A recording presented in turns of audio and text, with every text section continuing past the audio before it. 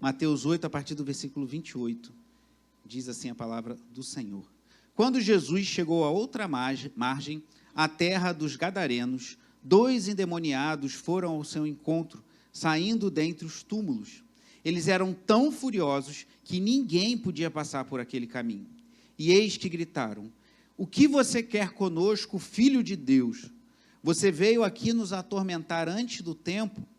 Ora, uma grande manada de porcos estava pastando não longe deles.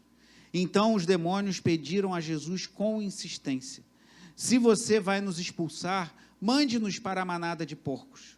Jesus disse: pois vão. E eles, saindo, entraram nos porcos. E eis que toda a manada se precipitou despenhadeiro abaixo para dentro do mar e morreram nas águas. Os que tratavam dos porcos fugiram e, chegando à cidade, anunciaram todas estas coisas e o que tinha acontecido com os endemoniados. Então a cidade toda saiu para encontrar-se com Jesus. E, ao vê-lo, pediram-lhe com insistência que se retirasse da terra deles. Oremos mais uma vez. Pai amado e bendito, te agradecemos pela tua palavra, pela oportunidade de nos reunirmos nessa manhã, por estarmos juntos aqui, revendo irmãos amados, irmãs queridas, pela tua presença em meus louvores e testemunhos. Obrigado, Senhor. Fala ao coração do teu povo, desperta-nos, Senhor, alerta-nos e guarda-nos nessa manhã, como o Senhor tem feito, cuidando das nossas vidas, em nome de Jesus. Amém. Os irmãos podem sentar. Irmãos, eu vou projetar aqui uma fala de um dos principais autores de literatura cristã do século passado, C.S. Lewis, num livro muito interessante dele chamado Cartas de um Diabo ao Seu Aprendiz. Ele faz como se fosse ele simula, como o escritor brilhante que era C.S. Lewis, um demônio experiente, dando instruções a um demônio jovem sobre como agir, e é muito interessante que ele faz isso, ele era cristão, para nos alertar sobre as artimanhas de Satanás. E logo na introdução do livro há essa fala, que está projetada aqui. Há 2 erros idênticos e opostos nos quais nossa espécie pode cair acerca dos demônios. Um é não acreditar em sua existência. O outro é acreditar e nutrir um interesse excessivo e doentio neles. Então, ele desperta para 2 possibilidades. Você não acreditar que os demônios existem ou acreditar de uma forma muito intensa. E ele termina esse texto dizendo: os próprios diabos ficam igualmente satisfeitos com ambos os erros e saúdam um materialista ou um mago ou mágico com o mesmo deleite. O que C.S. Lewis está falando ali?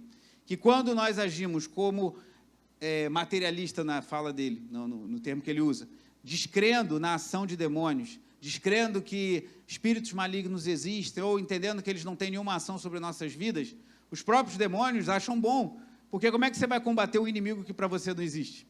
Se não existe, eu não preciso fazer nada. Então, os demônios acham ótimo, se você não acredita que há uma influência maligna ativa vivendo nesse mundo. De igual forma, diz C.S. Lewis, eles também se alegram com aqueles que dão ênfase demais à batalha espiritual, que veem demônio em tudo, que dão muito mais valor às artimanhas de Satanás do que aos propósitos e à intervenção do nosso Deus.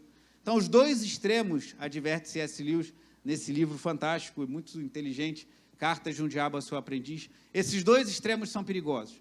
Você desacreditar que existe uma influência espiritual, que Satanás e seus demônios continuam agindo nessa terra, né, há uma retenção, eu creio, né, lá em Apocalipse se fala de uma retenção que eu creio que diz respeito ao avanço da pregação do Evangelho. Então, Satanás não consegue impedir que o Evangelho avance, que é escatologia gera muitas discussões, mas, por exemplo, que, na minha opinião, o cavalo branco que aparece que é lançado primeiro é o próprio Evangelho invadindo as nações. Satanás não consegue impedir a propagação do Evangelho, ele tenta, mas ele continua agindo, destruindo vidas, continua gerando problemas, e isso nós não podemos desprezar, mas também não podemos, como muitos fazem hoje em dia, acreditar tudo a Satanás e deixar de buscar conhecer o nosso Deus, que nos guarda, que nos livra, como vimos essa manhã, por dar ênfase demais ao que as artimanhas e ações de Satanás e dos demônios. Obrigado, Júlia.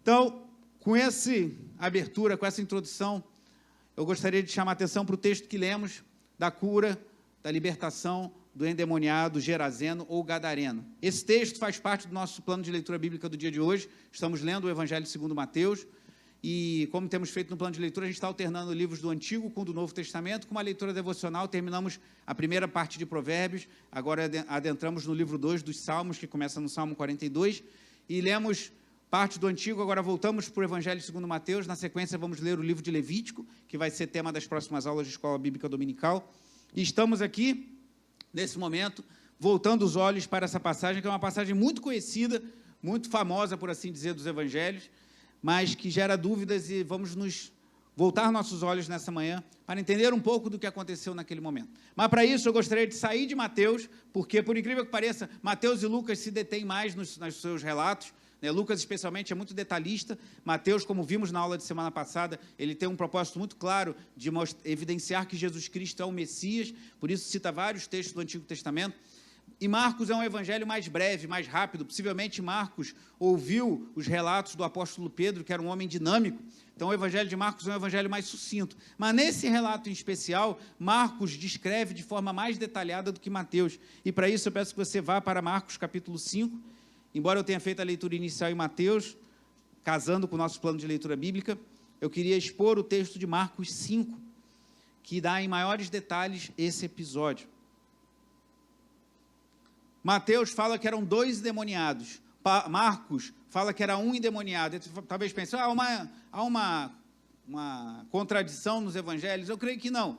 Eu creio que possivelmente existiam 2 endemoniados, mas Marcos focou os seus olhos em um apenas. Focou o seu olhar nesse homem que vamos ver nessa manhã. E eu queria chamar a atenção para 3 pedidos. Não serão 3 pontos, como diz o nosso querido Diácono Valquir, hoje ele está de serviço trabalhando lá na Igreja da Freguesia. Não serão 3 pontos, mas 3 pedidos insistentes, que é o tema que eu dei a essa mensagem. 3 pedidos insistentes que encontramos nesse relato, que são feitos a Jesus, e nós vamos ver esses 3 pedidos feitos com insistência, a reação de Jesus a eles e as aplicações que podemos trazer para a nossa própria vida. Marcos capítulo 5, a partir do versículo 1 diz: Jesus e os discípulos chegaram à outra margem do mar, a terra dos Gerazenos ou Gadarenos. Ao desembarcar, logo um homem possuído de espírito imundo veio dos túmulos ao encontro de Jesus. Olha como Marcos detalha a situação daquele homem, versículo 3. Esse homem vivia nos túmulos e ninguém podia prendê-lo, nem mesmo com correntes, porque, tendo sido muitas vezes preso com correntes e cadeias, as cadeias foram quebradas por ele, e as correntes foram despedaçadas, e ninguém conseguia dominá-lo. Andava sempre, de noite e de dia, gritando por entre os túmulos e pelos montes, ferindo-se com pedras. Quando de longe viu Jesus, correu e prostrou-se diante dele, gritando em alta voz: O que você quer comigo, Jesus, Filho do Deus Altíssimo? Por Deus, peço-lhe que não me atormente. Irmãos, olha que quadro. Se você voltar um pouco no Evangelho segundo Marcos, e Mateus também descreve nessa sequência, o relato exatamente anterior mostra Jesus acalmando uma tempestade. Então imagina o cenário. Tenta se transpor um pouco para essa situação em que vemos relatados aqui nos Evangelhos. O mar agitado, Jesus dormindo, Jesus cansado, talvez ter pregado uma noite inteira. O Bruno, ontem pregando aqui na consagração, citou de passagem esse relato. Então, Jesus cansado, dorme ali no barco, e vem uma grande tempestade, e eles ficam agitados, preocupados. E aí, volte aqui para o capítulo 4, apenas o versículo 39 e 40. E ele, despertando, repreendeu o vento e disse ao mar: Acalme-se, fique quieto. O vento se aquietou e tudo ficou bem calmo. Então Jesus lhe perguntou: Por que vocês são tão medrosos? Como é que ainda não têm fé? Então, de um lado, está no mar, atravessando uma tempestade, Jesus e seus discípulos no barco, Jesus se levanta, acalma a tempestade e tudo para, e aquele mal externo, aquela turbulência que havia se abatido sobre os discípulos, cessa. E enterra esse homem que nós vimos.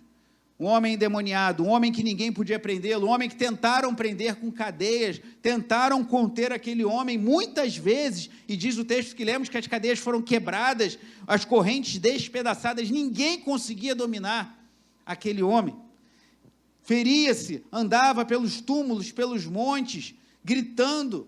Eu trabalhei muitos anos no centro do Rio, os irmãos sabem disso, e tinha algumas situações assim de pessoas que andavam pelo centro do Rio gritando, não sei se você já viu isso. Eu trabalhava, Rafael já...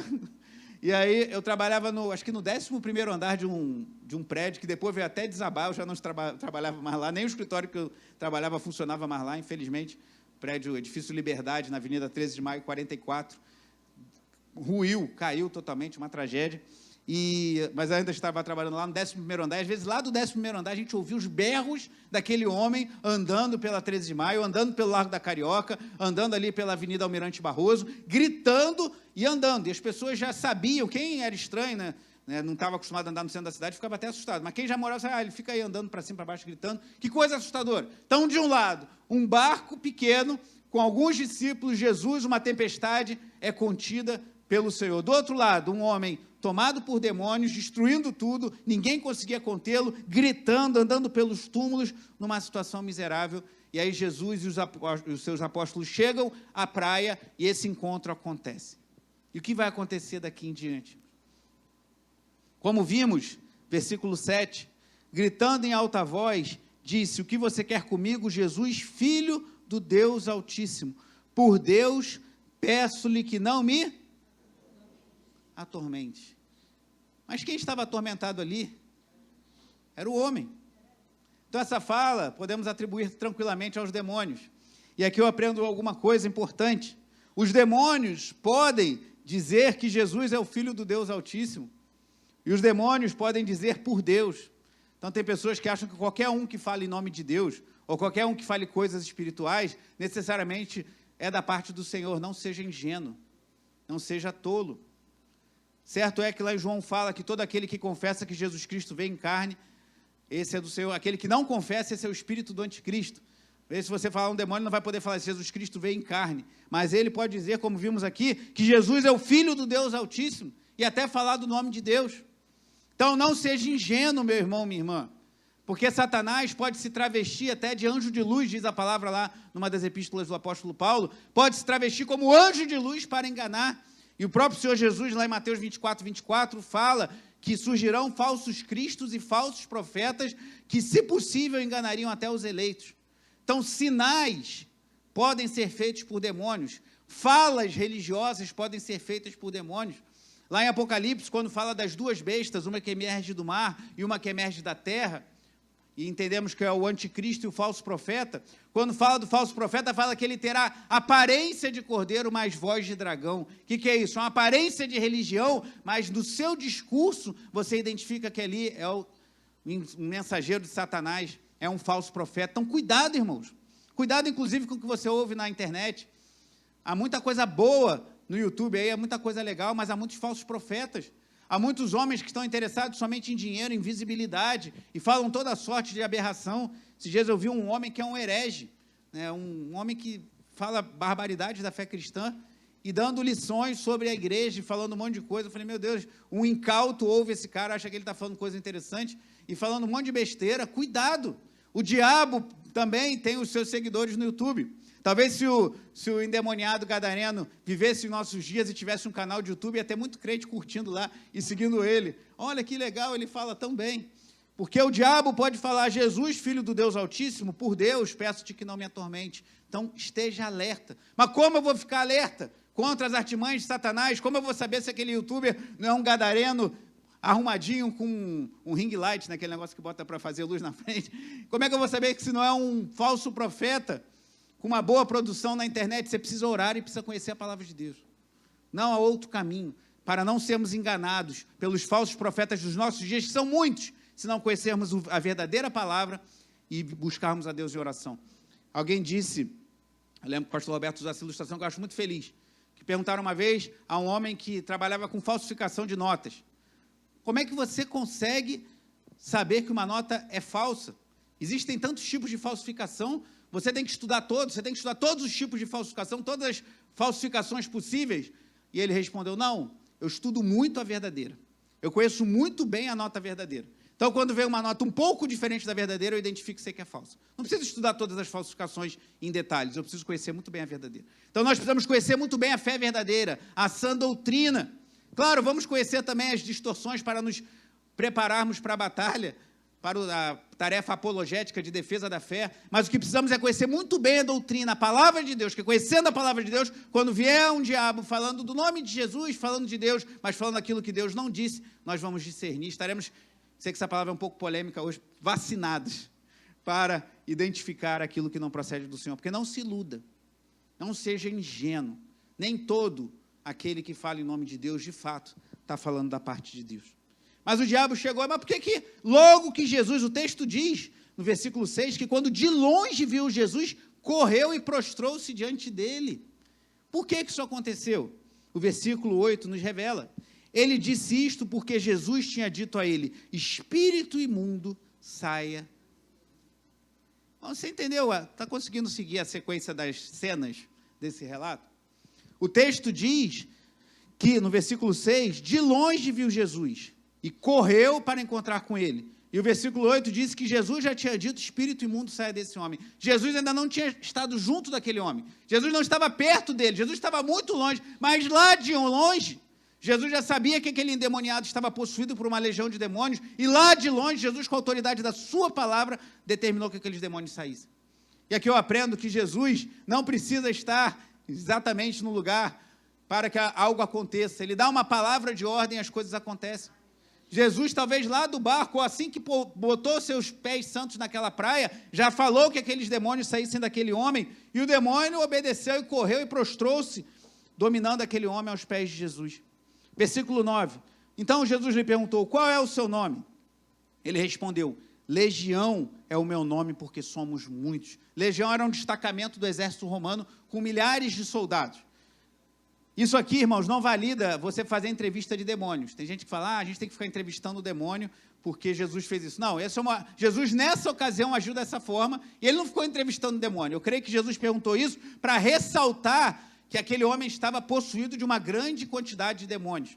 Pois a legião, salvo engano, é de 3 a 6 mil soldados do exército romano, não é isso?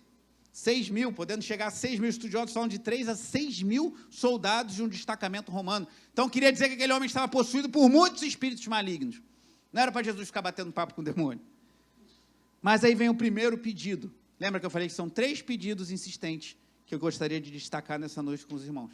O primeiro aparece no versículo 10. E pediu-lhe com insistência que não os mandasse para fora do país. É assim que o diabo faz diante do Senhor, irmãos. O diabo não fica negociando, nem pedindo, nem dando ordens, porque ele sabe quem é o Senhor. Então, ele pediu com insistência que não os mandasse para fora do país. E o que Jesus vai falar? O que Jesus vai fazer? Versículo 11 nos começa a dar a resposta. Ora, uma grande manada de porcos estava pastando ali pelo monte, já que nos mostra que esse povo não era judeu, que os judeus eram proibidos de comer porcos, então esse povo não era um povo judeu. E os espíritos imundos pediram a Jesus, mande-nos para os porcos, para que entremos neles. E Jesus permitiu. Continua o texto. Então, saindo os espíritos imundos, entraram nos porcos. E a manada, que era de cerca de 2 mil, gente, 2 mil porcos. Eu nunca criei porcos. Alguém aqui já criou, tem experiência? Eu não sei se você tem, mas eu sei que 2 mil porcos é muito porco, irmão. E se é muito porco, é muito dinheiro. Porque porco aqui, entenda, cada porco gerava uma produção que gerava muito dinheiro. Então, 2 mil porcos é muito porco, é uma economia, é muito em termos econômicos para aquele povo. E diz o versículo 13, e a manada, que era de cerca de 2 mil, precipitou-se despenhadeiro abaixo, para dentro do mar, onde se afogaram. Será que Jesus foi iludido? Será que agora os demônios enganaram Jesus? Peguei Jesus, ele deixou a gente ir para os porcos e a gente jogou os porcos no mar? Eu creio que não. Primeiro porque aqui remete a dos eventos mais importantes da história do povo de Deus. Qual foi o inimigo de Deus que teve o seu exército afogado num grande mar?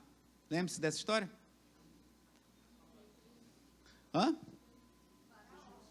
Os egípcios. O que aconteceu depois que Moisés ergueu o seu cajado, atravessou com o povo a pés enxutos o mar vermelho e chegou do outro lado e ergueu o seu cajado novamente, e agora não 2 mil porcos, mas uma multidão de egípcios está afogada, destruída. Os inimigos de Deus foram destruídos ali no mar vermelho, e agora os demônios são jogados no mar, e eu creio que aqui antecipa algo do que acontecerá no final, na destruição final, na condenação em que Satanás será lançado no lago de enxofre, como está lá em Apocalipse 20, salvo engano. Mas acho que há algo mais aqui, porque isso gerou um rebuliço. Talvez, se isso não tivesse acontecido, e eu creio que o propósito de Satanás era gerar confusão. Satanás está sempre querendo gerar confusão, sempre gerar problemas. Então, o propósito dele era gerar confusão. Só que Deus é especialista em pegar a confusão do diabo e reverter para a glória do seu nome. Reverter para a glória do Senhor. Porque olha o que diz o versículo 14. Os que tratavam dos porcos fugiram e foram fazer o quê? Na cidade e pelos campos. Como o relato deixa muito claro, aquele povo de Gadara não era muito preocupado com pessoas, era mais preocupado com porcos.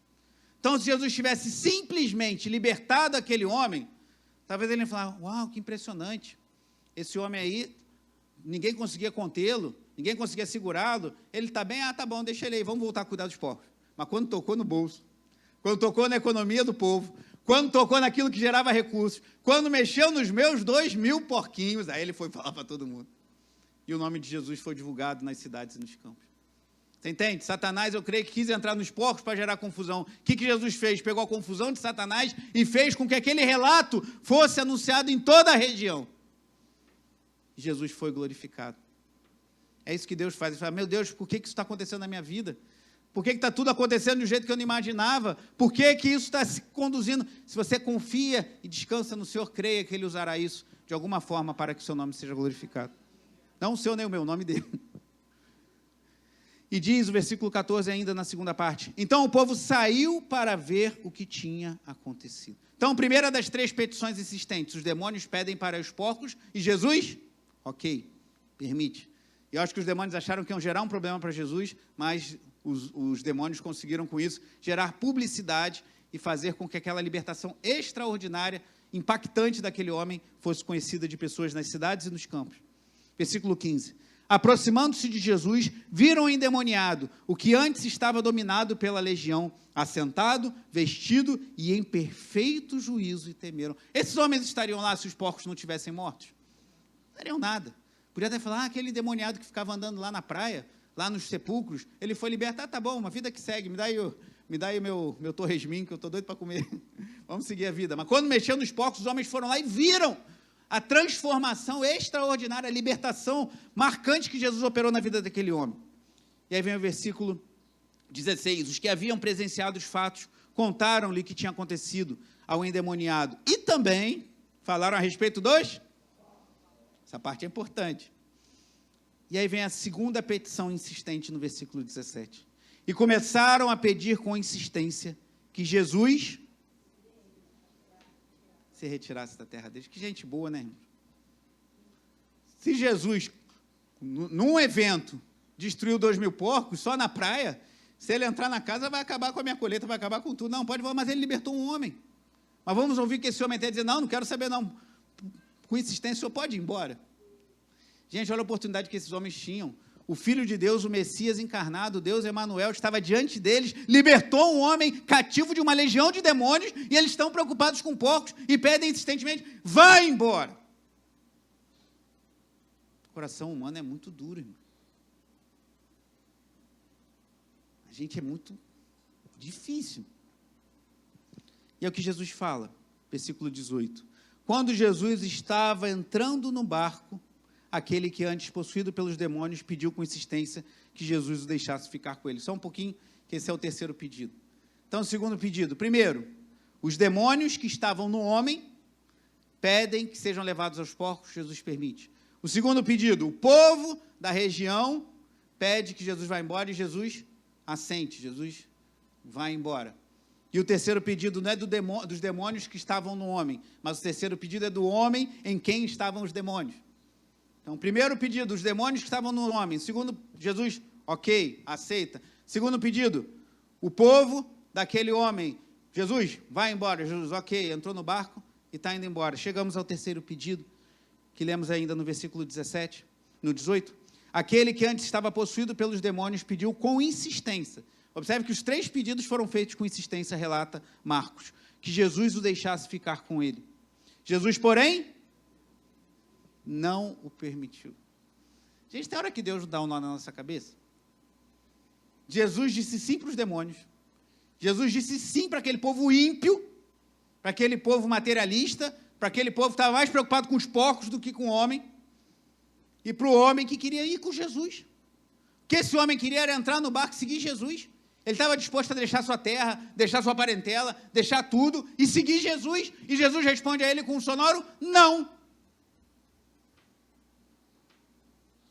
Como assim, Senhor? Não estou te entendendo.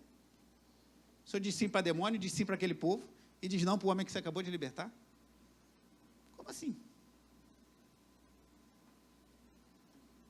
Eu sei que eu já falei isso algumas vezes, mas vou falar de novo, porque eu li de novo esse trecho do Crônicas de Nárnia, a feiticeira, quer dizer, o leão, a feiticeira e o guarda-roupa. No final, quando eles estão numa festa, celebrando a vitória de Aslan, que representa o Senhor Jesus, e aí uma das meninas fica triste que ele está indo embora, e aí o fauno fala para ela, ele não é domesticável. Nosso Deus não é domesticável. Não tente colocar Deus dentro de uma caixinha que não tem caixinha que o contenha. Deus é maior do que tudo. Deus é o Todo-Poderoso. Ele nos chama a segui-lo com fé. Creia e siga-o, e deixa ele conduzir a sua nau. Solta o cabo da nau, toma os remos na mão e navega com fé em Jesus, como diz o antigo cântico. Deixa Jesus conduzir, mas se entregue a ele. Nós somos uma geração que tem ânsia por controle.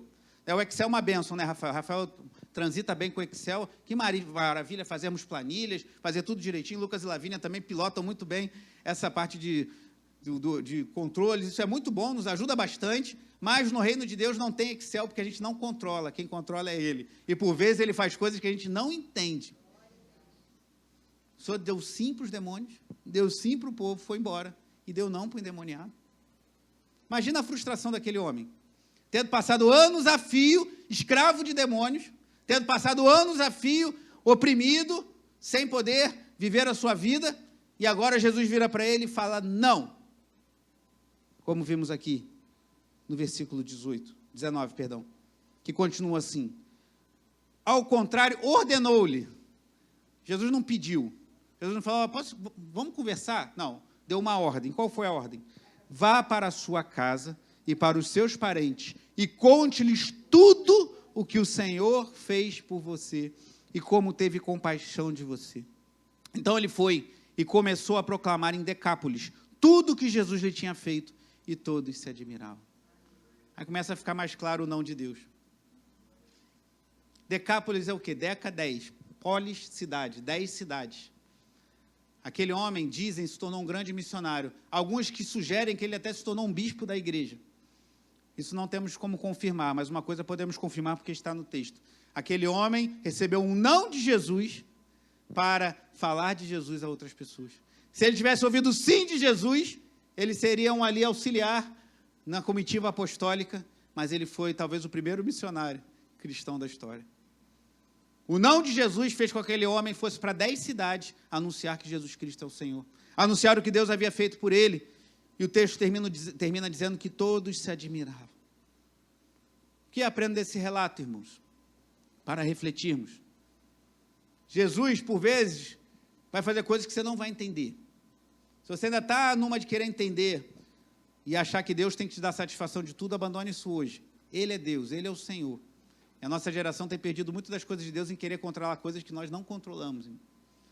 Nós somos chamados para ser servos. Como a gente é iludido, não só pelo Excel, mas pelas propagandas, que nós podemos tudo. Você chega ali no shopping, você acha que você pode tudo.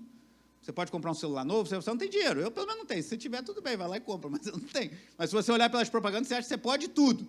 Você tem controle de tudo. Se você tiver fizer uma boa alimentação e tiver um bom cuidado com o seu corpo, isso é bom, você deve fazer, você vai ter controle da sua saúde. Não é bem assim. Você pode colaborar com a sua saúde, mas tem coisas que surgem que a gente não controla.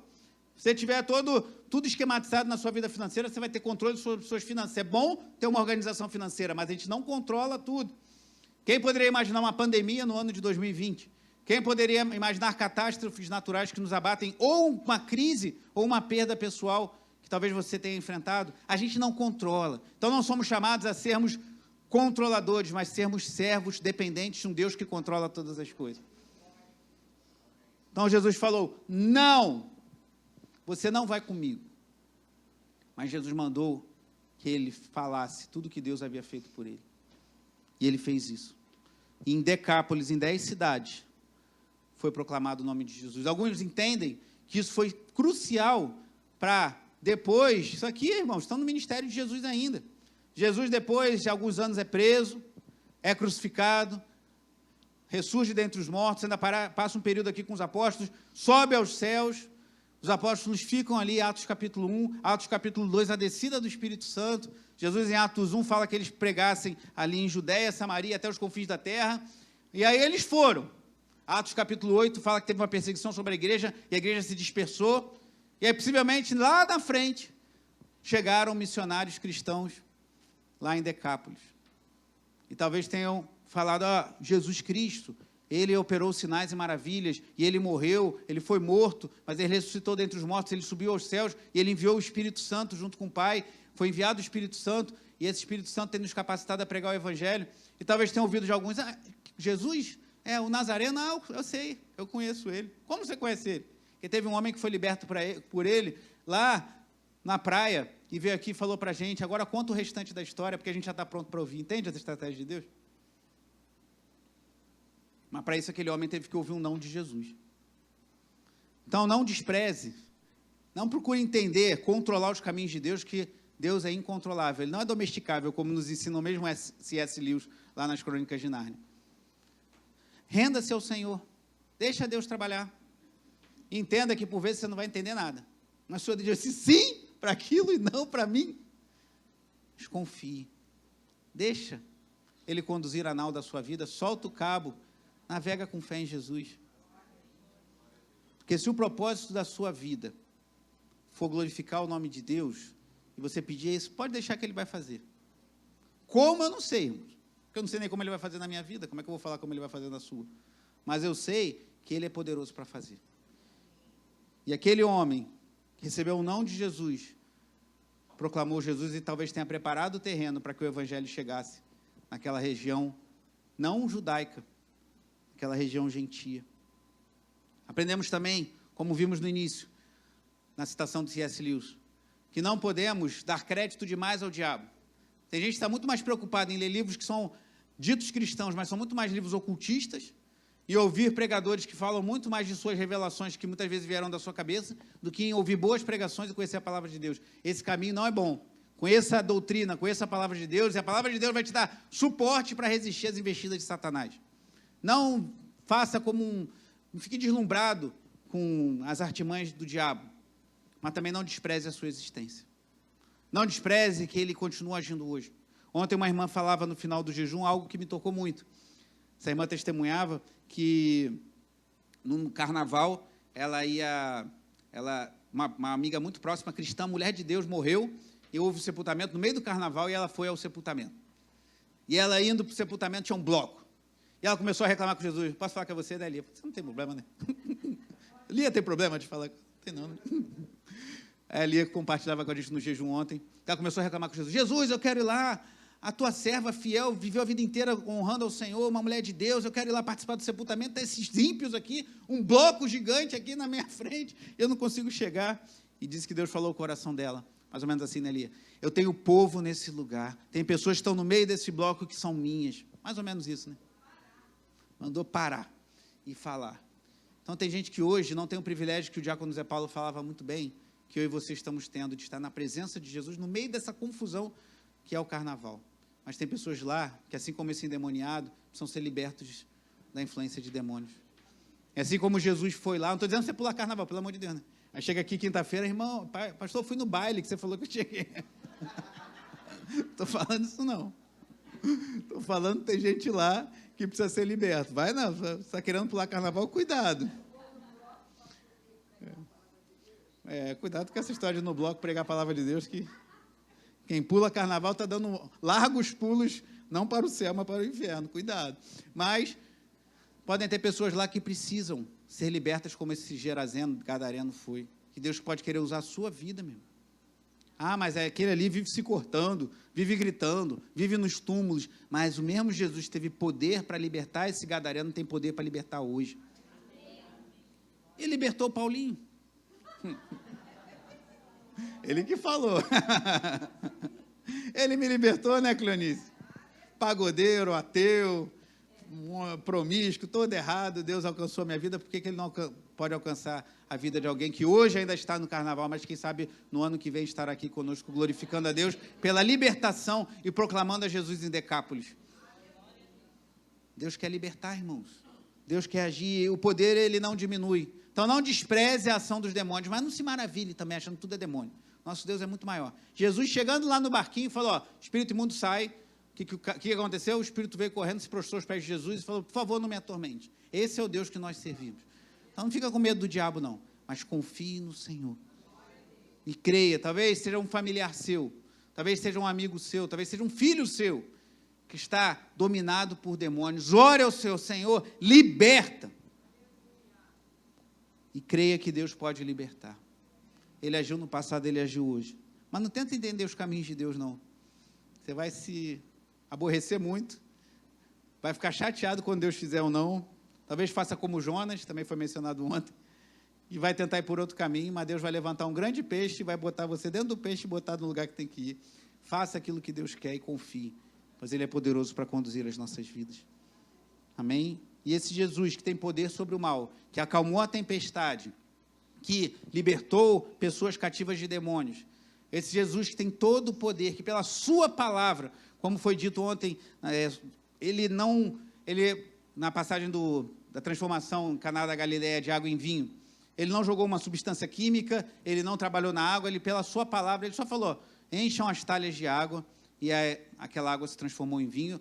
Todos obedeceram, e pela sua simples palavra isso aconteceu. Esse mesmo Jesus é poderoso hoje para agir nas nossas vidas.